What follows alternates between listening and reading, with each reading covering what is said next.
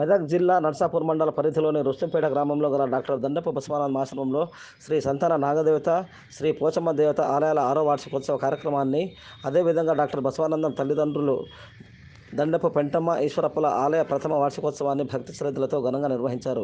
ప్రముఖ homeopathy doctor దండపు Basavanandam దంపతుల ఆధ్వర్యంలో ఈ వార్షికోత్సవాల సందర్భంగా ముందుగా ఆలయంలో గణపతి హోమం, రుద్రాభిషేకం, కుంకుమార్చనలు నిర్వహించారు.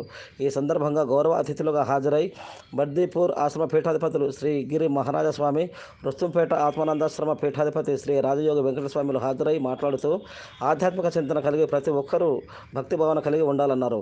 భగవంతుని నామస్మరణ చేయడం వల్ల ముక్తి దొరుకుతుందని తెలిపారు.